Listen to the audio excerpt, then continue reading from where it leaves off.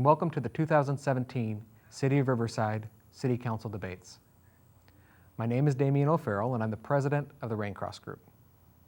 The Raincross Group maintains a vision for the City of Riverside as a city with a strong, vibrant economy and a quality of life that is second to none. And we have 3 seats on the City Council that are up for election this June. These seats are those that represent Wards 2, 4, and 6.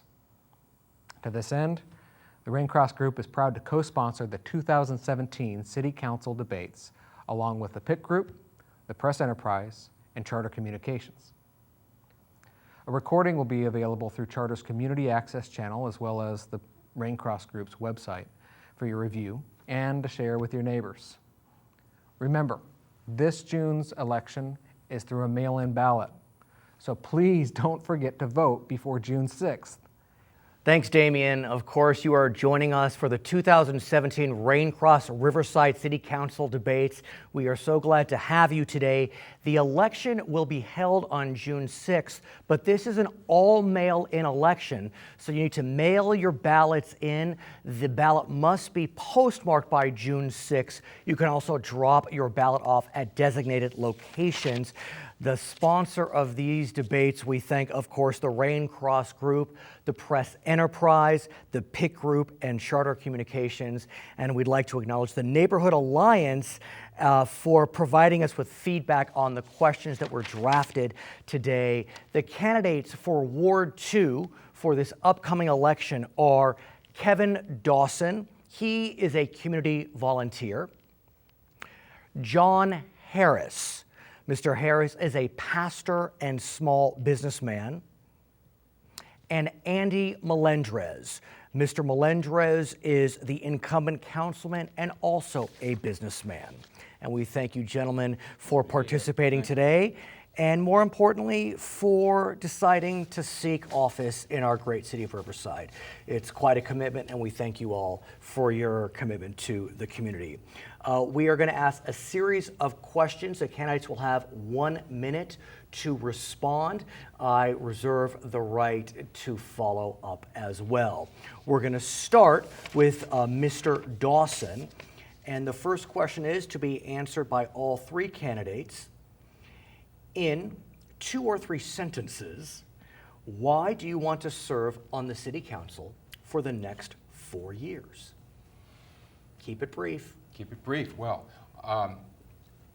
because I want to represent Ward 2, where the incumbent has conflicts of interest that have caused him to recuse himself 90 times over his tenure this past 12 years. And that's 90 times that Ward 2 was not represented on some very serious issues. We'll let Mr. Melendrez respond to that momentarily. We'll continue with the pastor. Why do you want to serve as a city council member for Ward 2?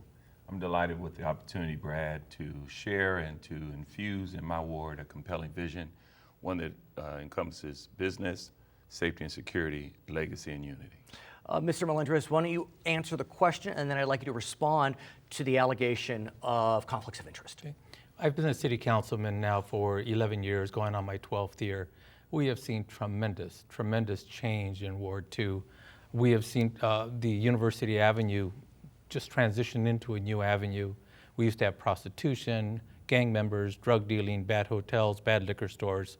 That has completely been eradicated. We do have a homeless issue that we're working with, but we want to continue to that growth and continue to elevate the quality of life there.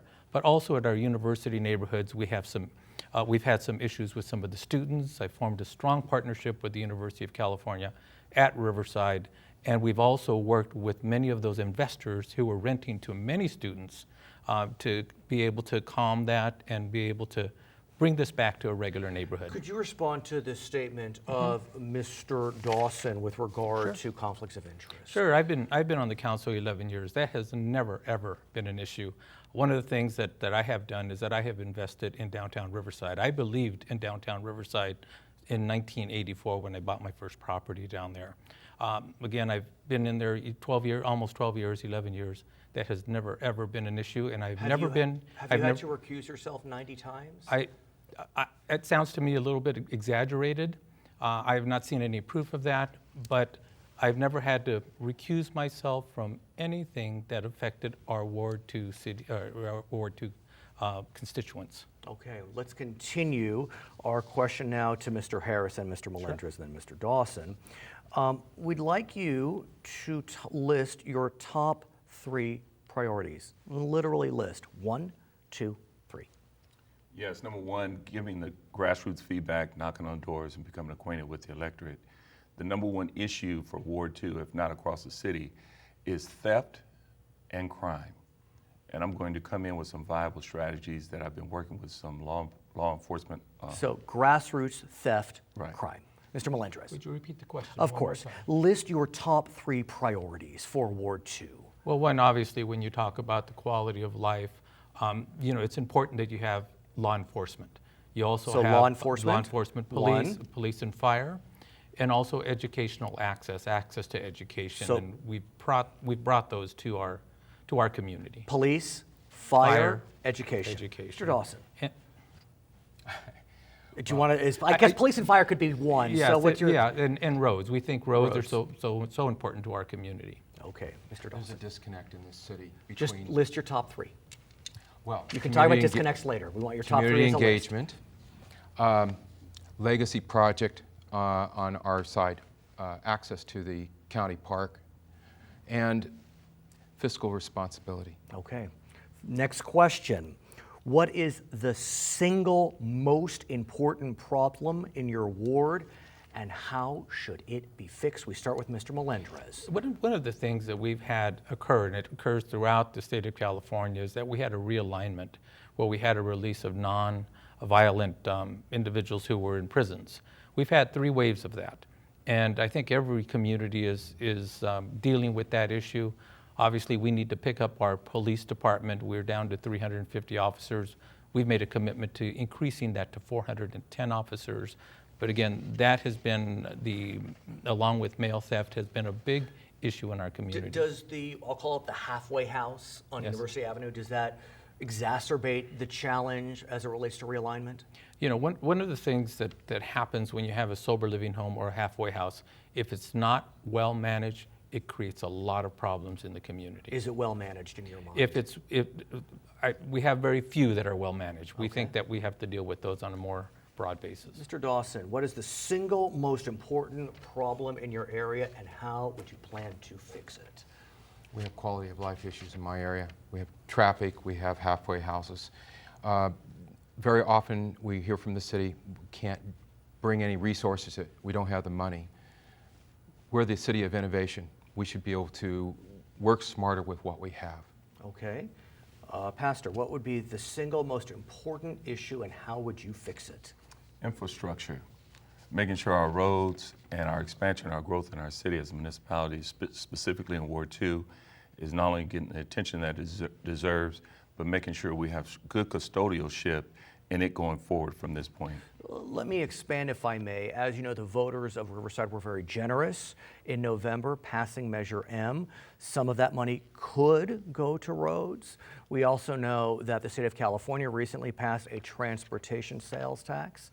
Some of that money could go into Riverside. It's actually Measure Z, forgive me. Measure Z. How can you leverage Measure Z money with the money coming from Sacramento to the benefit of Ward 2? Oh, advocacy. Making sure that as we sit and represent our constituents at the table, being a member of the council, we make sure that we come with viable and tangible facts. Like one of the quick references is Sycamore Canyon. That road is beat up right there in front of Raceway Forward, and it's being used inappropriately for hard freight passages, trying to get onto the 215. That road needs work, we hear you, but how do you ensure that Measure Z funds come to Ward 2, as well as the money that should be trickling down from Sacramento as a result of the $52 billion sales tax increase, Well, or gas tax increase? That's where a relationship with Richard Roth, our state senator, Jose Medina, our assemblyman, comes into play.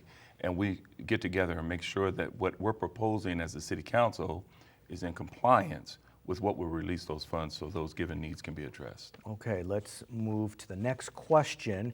We'll start with Mr. Dawson. Riverside calls itself the City of Arts and Innovation. What does this moniker mean to you, and what specifically would you do to help the city better live up to the moniker?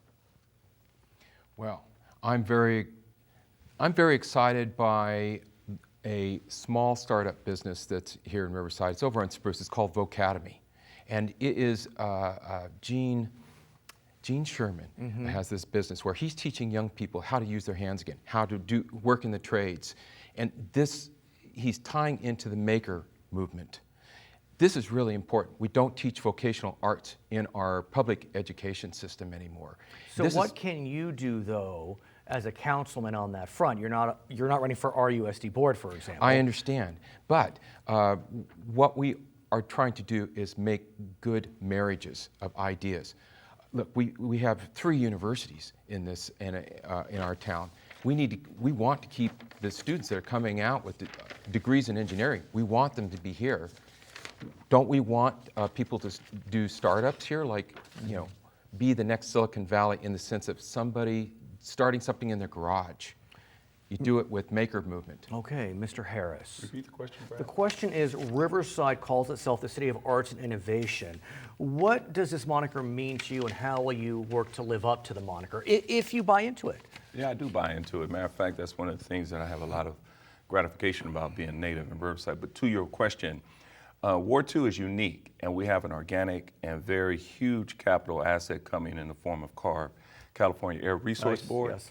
And it's no accident that it's on a corridor that is, right down from Bourne's Industries. I know Bourne is in Ward 1, but seeing the development of what is transpiring, this collaboration between UCR, the city, and the county, it is worth noting that there's something that is taking place here that we can look to excitedly to the future.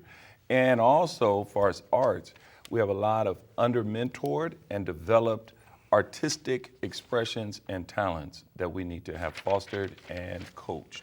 So I'm really excited about that, especially given in my faith-based exposure. Right. Mr. Melendrez, it's hard to deny that you have made arts and innovation one of your premier priorities since you've been sitting on the City Council. Yes. Do you believe that emphasis has been to the benefit of Ward 2? Has Ward 2 benefited from your focus? Oh, definitely. What we've been able to do over the past 10 years, even before the moniker occurred, the Arts and Innovation, we started exposing our low-income children to ballet, to opera, a variety of other musics. And about 4 years ago, I was able to found the Riverside Arts Academy, along with a group of parents who have been very, very committed to making sure our low-income community has access to musical education. They learn violin, ballet, wind instruments, drums, piano, a variety of other skills. And we have it in low-income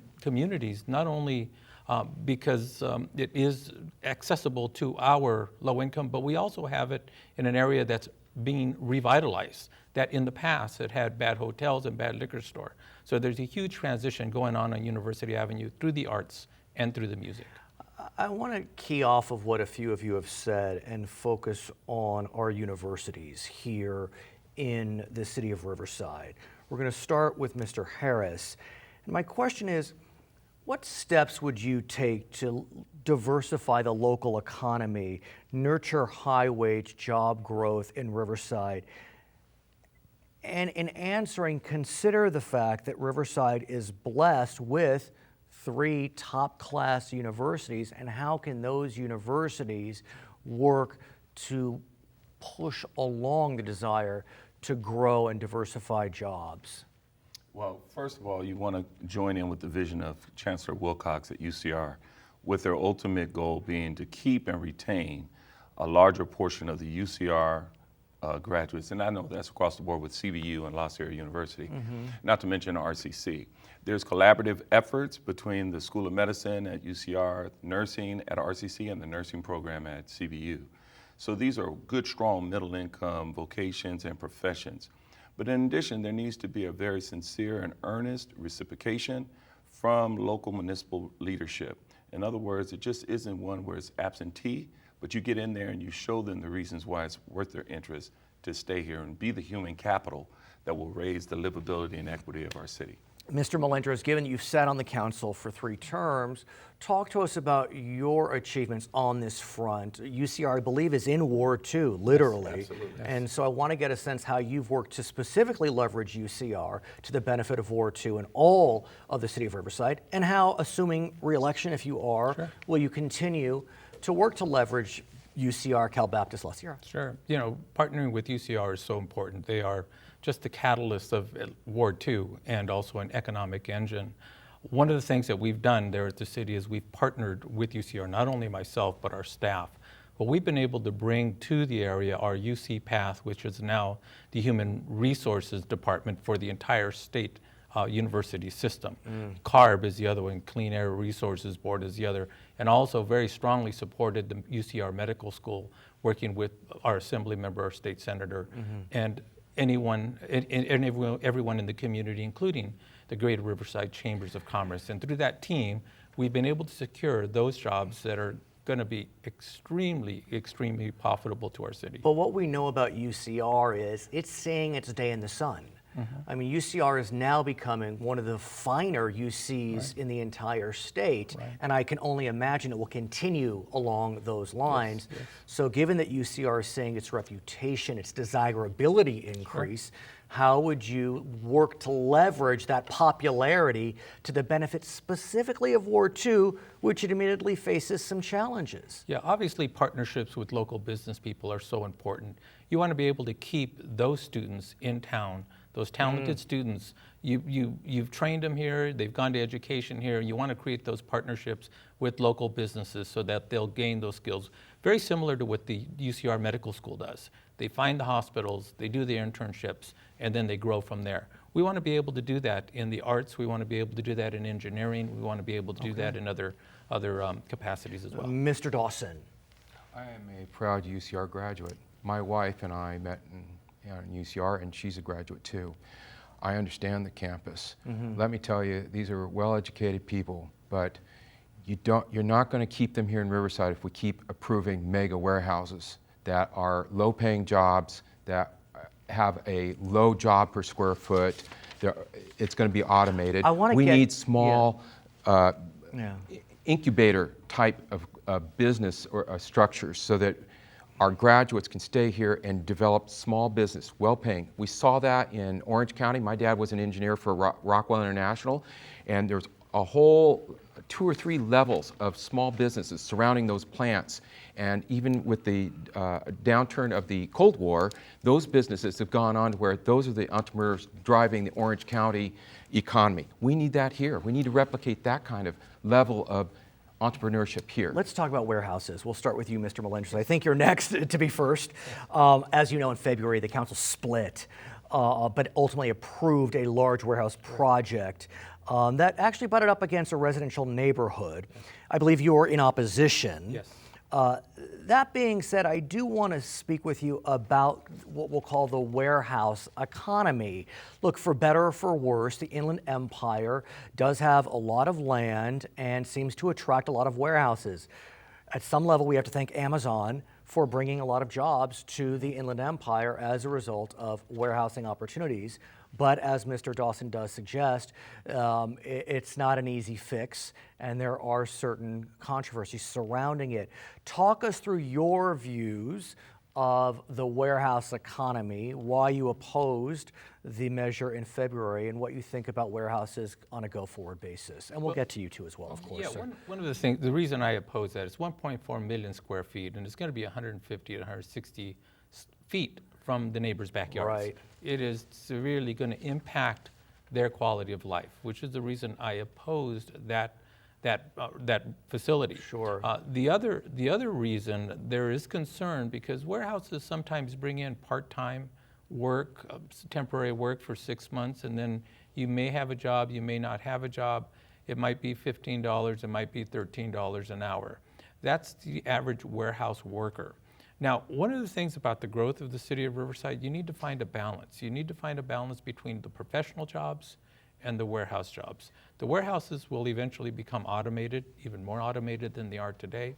But those could be high-paying jobs. Well, they could be, but those are in the administration part of it, and there aren't very many of them, unfortunately. Let me move on just so we can continue. I'd like to get your view. You've talked a bit about warehouses, but is there a warehouse that you can see yourself voting for should you be elected? So warehouses are a no-go for you. And furthermore, here we are.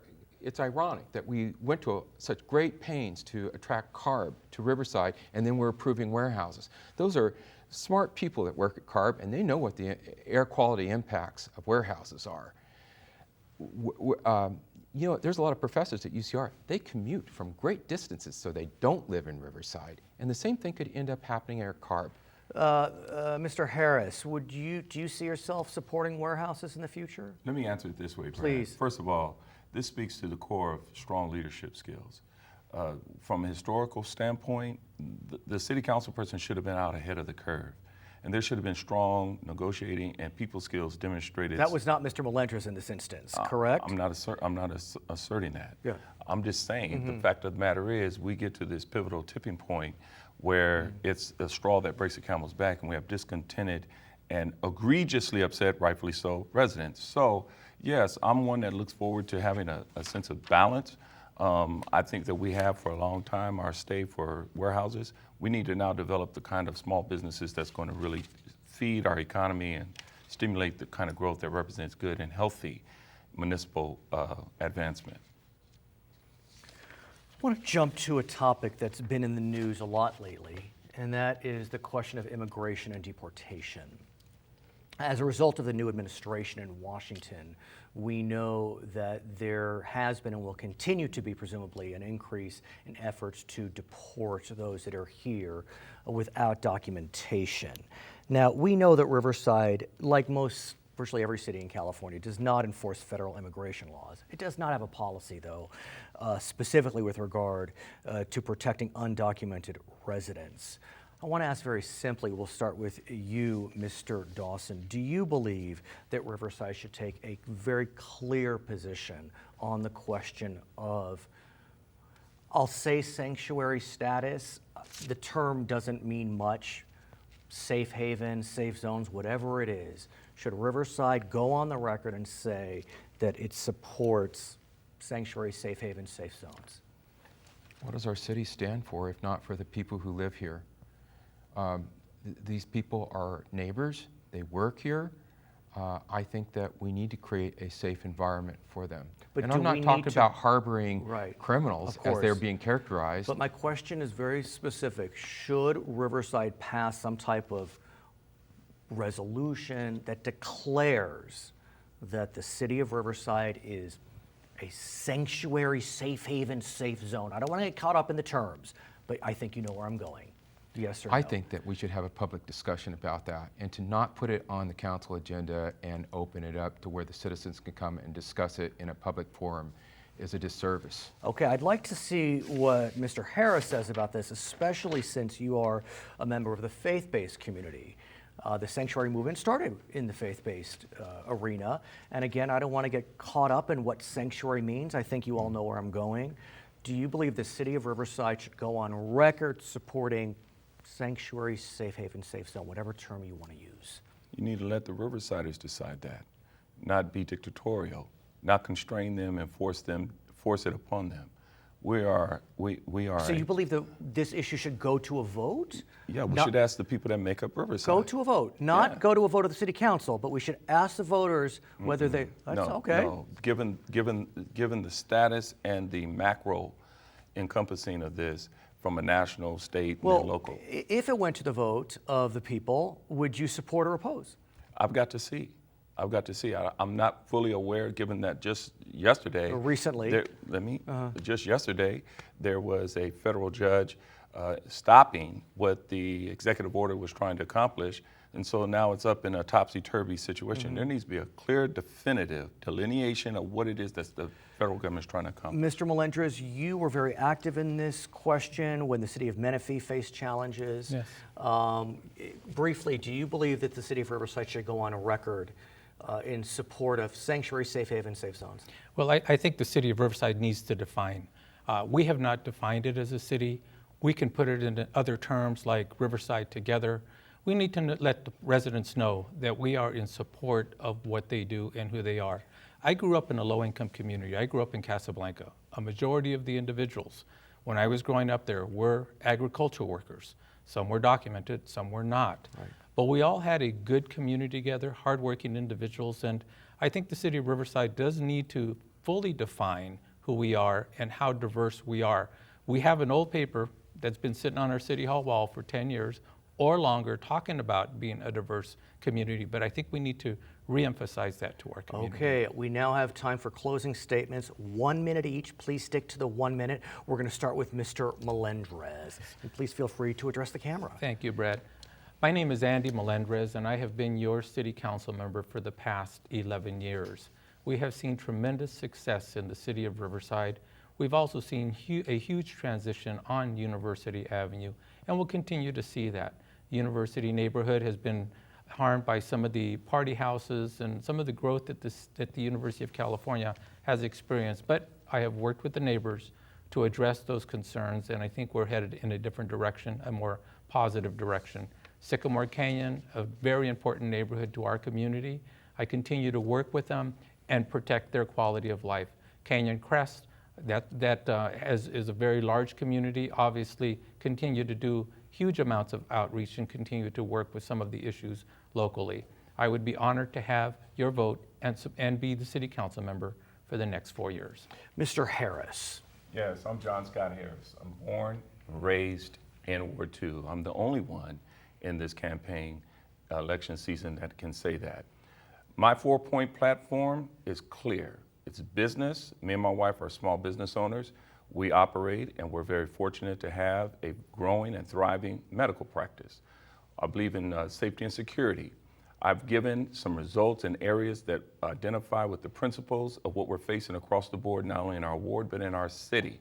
Legacy. There's a huge apathy and depression upon the self-esteem of our ward that was resident when I was a kid, and I want to resurrect that. And then lastly, unity. I want to be the city councilperson that brings all of the assets and human and neighborhood capital together. I'm asking for your vote. Join John this coming election. Mr. Dawson. My name's Kevin Dawson, and I've been a community activist, watchdog for the city. I have a long track record of pursuing issues of ethics, financial misappropriation of funds. I've been the guy who is the community representative with the city working on the new rules to stop cut-ups. I've been the community representative at UCR to deal with UCR growth issues. I've been actively engaged in working on the quality of life issues, and I've been tenacious at it. And I want to be that tenacious activist for Ward 2 and make the city better for all of us. Gentlemen, thank you. Thank you so very much. We wish you the best of luck in the election, which will be held on June 6th, an all-mail-in ballot. On behalf of the Raincross Group, the Press Enterprise, the PIC Group, and Charter Communications, my name is Brad Pomerance. We thank you so much for joining us on the Raincross Riverside 2017 City Council debates.